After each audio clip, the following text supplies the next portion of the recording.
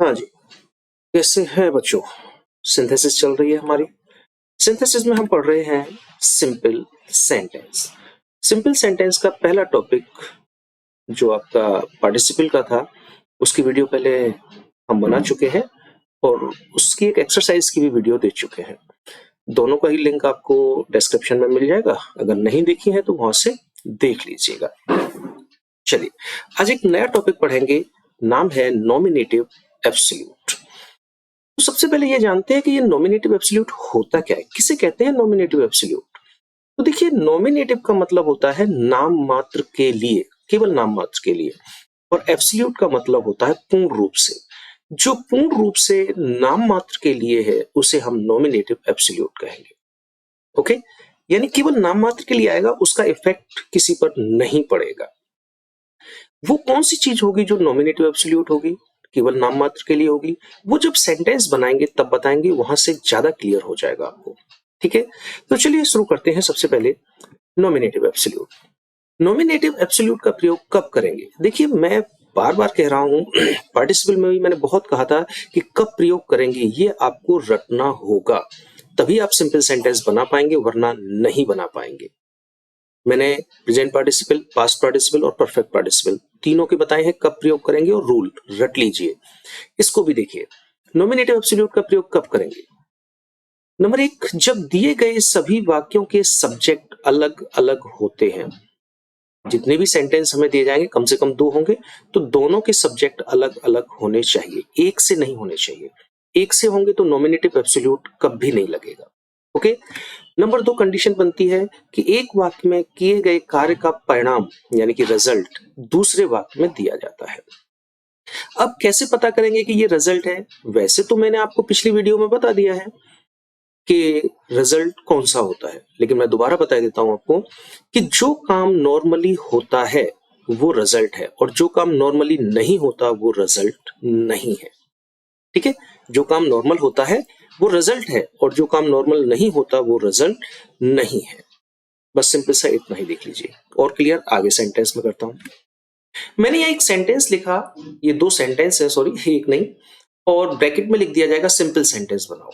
तो अब आपको खुद देखना है कि ये पार्टिसिपल से बनेगा या नॉमिनेटिव एब्सोल्यूट से। तो हम नॉमिनेटिव एब्सोल्यूट कर रहे हैं तो उसी को चेक करेंगे कि जब दिए गए सभी वाक्यों में सब्जेक्ट अलग अलग होता है, तो चेक करते हैं दोनों सेंटेंस के सब्जेक्ट। सब्जेक्ट है सन और यहाँ सब्जेक्ट है वर्ड्स, दोनों सब्जेक्ट अलग अलग है, तो पार्टिसिपल नॉमिनेटिव एब्सोल्यूट लगेगा। नंबर 2 है कि एक वाक्य में किए गए कार्य का परिणाम दूसरे वाक्य में दिया जाता है। अब हमें देखना है कि यहाँ रिजल्ट है या नहीं। मैंने क्या बताया कि रिजल्ट वो होता है, जो काम नॉर्मली होता है वो रिजल्ट है, और जो काम नॉर्मली नहीं होता वो रिजल्ट नहीं है। तो देखिए, सूरज निकला, चिड़िया उड़ गई। नॉर्मली ऐसा होता है कि चिड़िया अपने घोंसले से उड़ जाती है, तो ये काम नॉर्मली होता है, और जो काम नॉर्मली होता है वो रिजल्ट है। ठीक है, तो ये रिजल्ट है, और जो काम नॉर्मली नहीं है वो रिजल्ट नहीं है। बस इतना ध्यान रखना, ये तुम्हारा दोनों में काम करेगा, पार्टिसिपल में भी और नॉमिनेटिव एब्सोल्यूट में भी। चलिए, तो दोनों कंडीशन हमारी लग गई। इसका मतलब है कि ये 2 सेंटेंस अगर हमें सिंपल सेंटेंस में कन्वर्ट करना है तो नॉमिनेटिव एब्सोल्यूट से चलेगा। अब नॉमिनेटिव एब्सोल्यूट के लिए रूल क्या है, तो रूल देख लीजिए। रूल कहता है कि जो काम पहले समाप्त होता है उस क्रिया की थर्ड फॉर्म से पहले हैविंग लगाते हैं। कुछ याद आ रहा है? थर्ड फॉर्म से पहले हैविंग परफेक्ट पार्टिसिपल में भी लगता था, यहां भी लगता है। थोड़ा सा अंतर है बस, यहाँ वहां भी लगता था, यहां भी लगता है। तो देखिए कि जो काम पहले समाप्त होता है, तो यहाँ 2 काम हो रहे हैं, एक तो निकलने का और दूसरा उड़ने का। तो इन दोनों में पहले कौन सा काम हुआ, पहले निकलने का हुआ या पहले उड़ने का हुआ? तो नॉर्मल इसका निकलने का। हाँ जी, तो इसकी थर्ड फॉर्म और उससे पहले लगा देंगे हैविंग, तो यहां हो जाएगा हैविंग राइजन। तो जब हम बनाएंगे तो पार्टिसिपल में हम क्या करते थे कि ये जो सब्जेक्ट होता था पहले, इसे हम हटा देते थे, क्योंकि ये सब्जेक्ट और ये सब्जेक्ट सेम हुआ करते थे वहां पर, तो एक जगह से काम चल जाता है। लेकिन यहां सब्जेक्ट दोनों अलग अलग है, इसलिए इस सब्जेक्ट को हम हटा नहीं सकते, तो लगाएंगे। तो द सन और वर्ब से थर्ड फॉर्म, उससे पहले हैविंग, तो हो जाएगा द सन हैविंग, और रोज की third form risen, comma the words flew away. तो हो गया the sun having, third form आ गई राइजन, फुल स्टॉप आते ही कॉमा आ जाएगा, और द वर्ड्स फ्लू अवे और फुल स्टॉप। ये सेंटेंस हमारा बन गया सिंपल। अब बात आई थी वहां कि नॉमिनेटिव एब्सोल्यूट का मतलब होता है पूर्ण रूप से नाम मात्र के लिए। तो वो कौन सी चीज है इस सेंटेंस में जो नाम मात्र की है और उसका कोई इफेक्ट इस सेंटेंस पर नहीं है? तो वो होता है ये वाला सब्जेक्ट जो हम हैविंग से पहले लगाएंगे। ये नॉमिनेटिव एब्सोल्यूट बन गया द सन। इस सब्जेक्ट का इस पूरे सेंटेंस पर कोई इफेक्ट नहीं पड़ने का। अगर आपसे कहे कि इस सेंटेंस का सब्जेक्ट बताइए, तो इस सेंटेंस का सब्जेक्ट होगा द वर्ड्स।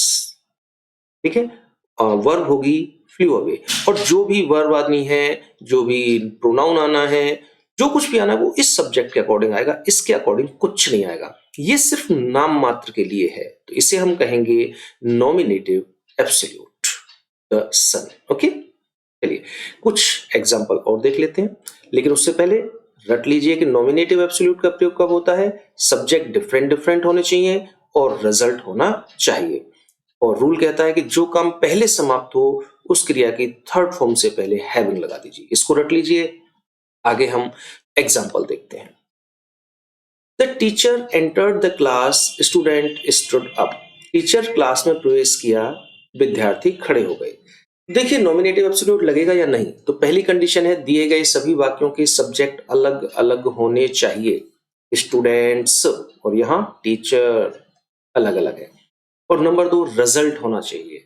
तो रिजल्ट होना चाहिए, और रिजल्ट क्या होता है? जो काम नॉर्मली होता है वो रिजल्ट है। तो टीचर ने क्लास में प्रवेश किया, बच्चे खड़े हो गए, ये काम नॉर्मली होता है, तो ये रिजल्ट है। चलिए पक्का हो गया कि ये नॉमिनेटिव एब्सोल्यूट से बनेगा। और नॉमिनेटिव एब्सोल्यूट का रूल क्या है कि जो काम पहले होता है, तो पहले कौन सा हो रहा है? प्रवेश करने का या बच्चों के खड़े होने का?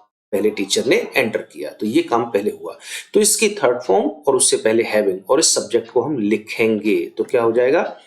The teacher having entered the class, full stop की जगह कॉमा आएगा, स्टूडेंट्स स्टूड अप। और देख लेते हैं। The bell rang, student left the class. घंटी बजी, विद्यार्थियों ने क्लास छोड़ दी। तो नॉमिनेटिव एब्सोल्यूट लगता है या नहीं? सब्जेक्ट डिफरेंट डिफरेंट, हाँ जी है या नहीं? बिल्कुल है। दूसरा रिजल्ट बिल्कुल ऐसा होता है कि घंटी बजती, छुट्टी की घंटी बजी और बच्चे निकल दिए, तो ये नॉमिनेटिव एब्सोल्यूट। नॉमिनेटिव एब्सोल्यूट का रूल क्या कहता है कि जो काम पहले होता है, तो पहले घंटी बजी या बच्चे निकले? पहले घंटी बजी, तो यहां इसकी थर्ड फॉर्म से पहले हैविंग, और ये सब्जेक्ट रहेगा। द बेल हैविंग, इसकी third form rung, student left the class. The bell having rung, comma, students left the class. Comma जरूर लगाना भाई, इसको मत छोड़ना। ओके, चलिए एक और देख लेते हैं। द पुलिस अराइव्ड, पुलिस पहुंची। एंग्री मॉब डिसअपियर्ड, नाराज भीड़, मॉब मींस भीड़, डिसअपियर्ड गायब हो गई। चलिए सब्जेक्ट डिफरेंट डिफरेंट, हाँ जी, नाराज भीड़ पुलिस। रिजल्ट है, हाँ जी, पुलिस को देखते ही भीड़ तितर बितर हो जाती है नॉर्मली, तो रिजल्ट है। तो बनेगा कैसे कि जो काम पहले होता है, तो पहले पुलिस पहुंची या पहले भीड़ गायब हुई? ऑब्वियसली पुलिस पहले पहुंची, तो इसकी थर्ड फॉर्म से पहले हैविंग और सब्जेक्ट रहेगा। The police having arrived, full stop की जगह comma, the angry mob disappeared. Okay, अब देखिए एक चीज और। अब मैं कहूं कि इन तीन सेंटेंसों में मुझे बताइए कि नॉमिनेटिव एब्सोल्यूट क्या है। तो यहाँ टीचर नॉमिनेटिव एब्सोल्यूट है, यहाँ बेल नॉमिनेटिव एब्सोल्यूट है, और यहाँ पुलिस नॉमिनेटिव एब्सोल्यूट है। ये केवल नाम मात्र के लिए आए हैं, इनका इन सब्जेक्ट पर कोई इफेक्ट, इस सेंटेंस पर कोई इफेक्ट नहीं पड़ेगा। अगर इस सेंटेंस का सब्जेक्ट हम देखें तो वो स्टूडेंट है, इस सेंटेंस का सब्जेक्ट भी स्टूडेंट है, और इस सेंटेंस का सब्जेक्ट क्या है? एंग्री मॉब, और ये सिर्फ नाम मात्र के लिए आए हैं। ओके, चलिए आगे देखते हैं। दूसरा नियम चलता है यहाँ पे, यदि वाक्य पैसिव वॉइस है तो having been plus third form of verb लगाते हैं। ये पार्टिसिपल में भी था कि अगर सेंटेंस पैसिव वॉइस होता है तो हैविंग बीन प्लस वर्ब की थर्ड फॉर्म लगाते हैं, तो वो यहां पर है। चलिए देखते हैं कैसे। The signal was given, signal दिया, द ट्रेन स्टार्टेड, ट्रेन शुरू हो गई। चलिए देखते हैं नॉमिनेटिव एब्सोल्यूट। हाँ जी, सिग्नल, द ट्रेन, सब्जेक्ट अलग अलग हैं और रिजल्ट भी है, ऐसा नॉर्मली होता है के सिग्नल दिया जाता है और ट्रेन शुरू हो जाती है, और जो काम नॉर्मली होता है वो रिजल्ट होता है। तो हमारी दोनों कंडीशन लग गई, सब्जेक्ट डिफरेंट डिफरेंट हो गए और रिजल्ट भी हो गया। लेकिन इस सेंटेंस को आप ध्यान से देखिए, signal was given, passive voice है, वॉज के साथ third form, is are am was verb के साथ थर्ड फॉर्म केवल पैसिव में आती है और पूरी ग्रामर में कहीं नहीं आती। ओके, तो ये पैसिव वॉइस है। या ऐसे कि सिग्नल वॉज गिवन, सिग्नल दिया गया किसी के द्वारा, सिग्नल अपने आप नहीं देना, तो पैसिव वॉइस। जब काम किसी दूसरे के द्वारा होगा तो पैसिव वॉइस होगा, तो ये पैसिव वॉइस है। और पैसिव वॉइस है तो हम हैविंग बीन प्लस वर्ब की थर्ड फॉर्म लगाएंगे, तो क्या हो जाएगा, द सिग्नल, यहां हो जाएगा having been given the train started, the signal having been given comma the train started. Okay, एक और देखते हैं, the meeting was cancelled, employees were very happy, meeting cancel हो गई और एम्प्लॉइज जो थे वो बहुत ही खुश हुए। तो देखिए चलो नॉमिनेटिव एब्सोल्यूट लगता है या नहीं, subject different different, meeting, employees, हाँ जी, रिजल्ट है, हाँ जी, कौन चाहता है मीटिंग जैसी बोरियत चीज में जाना, रिजल्ट है, आदमी खुश हो जाता है, चलो टेंशन फ्री, तो रिजल्ट भी है। लेकिन ये सेंटेंस पैसिव वॉइस है, वॉज कैंसल्ड, और पैसिव वॉइस है तो हैविंग बीन प्लस वर्ब की थर्ड फॉर्म, तो हो जाएगा the meeting having been cancelled, employees were very happy. The meeting, यहाँ लग गया हैविंग बीन और वर्ब की थर्ड फॉर्म, सब ये हेल्पिंग वर्ब खत्म, employees were very happy. Okay, एक और देख लेते हैं, the leader was slain, leader की हत्या कर दी गई, ये स्लेन हत्या करना, मर्डर करना, गला काट देना। The followers ran away in fear, और जो फॉलोअर्स थे वो डर के मारे भाग गए। तो यहां पर अगर हम देखें तो ये स्लेन थर्ड फॉर्म है। तो इसकी फर्स्ट और सेकंड और थर्ड फॉर्म मालूम है आपको? चलिए मैं बता देता हूं, बहुत सिंपल सी है। स्ले फर्स्ट फॉर्म होती है, स्लीव सेकंड फॉर्म होती है और स्लेन थर्ड होती है। रट लीजिए, ये बिल्कुल अलग है form, slay, sleeve, slain, first second और ये थर्ड फॉर्म। ठीक है, अब देखिए वॉज के साथ third, is are am was were के साथ थर्ड फॉर्म आएगी तो पैसिव वॉइस होगा, और ये पैसिव वॉइस है तो हैविंग बीन प्लस वर्ब की थर्ड फॉर्म लगेगा, तो हो जाएगा the leader having been slain, sentence उतर जाएगा। The leader having been slain, the followers ran away in fear. तो दो रूल हो गए यहां तक, पहला हो गया हैविंग प्लस वर्ब की थर्ड फॉर्म, दूसरा हो गया हैविंग बीन प्लस वर्ब की थर्ड फॉर्म। एक और है जो लास्ट है आपका, और वो है यदि वाक्य में इज, आर, एम, वॉज, वर क्रिया की तरह से कार्य करते हैं तो बीइंग लगाते हैं। ये कैसे लगी बीइंग, कहां से आई बीइंग, ये मैंने प्रेजेंट पार्टिसिपल में आपको बताया था, एक बार दोबारा से बता देता हूं। देखिए इज, आर, एम, वॉज, वर, जो ये वर्ब होती है हमारी, इन्हें हम कहते हैं बी वर्ब, बी वर्ब। और जब ये क्रिया की तरह से काम करें तो, और आईएनजी लगाना हो तो यहां आईएनजी लगेगा, बीइंग, बी में आईएनजी लगाते हैं क्योंकि इज में आईएनजी नहीं लगा सकते, इजिंग, आरिंग, एमिंग, बाजिंग, बरिंग, कभी देखा है, होता नहीं है भैया, तो वो यहां आएगा, तो बीइंग का यूज होगा। ठीक है, चलिए देख लेते हैं। It was a holiday, students did not go to school. अब देखिए सबसे पहले नॉमिनेटिव एब्सोल्यूट का फर्स्ट सब्जेक्ट डिफरेंट डिफरेंट, हाँ जी है, सब्जेक्ट स्टूडेंट है, यहाँ इट है।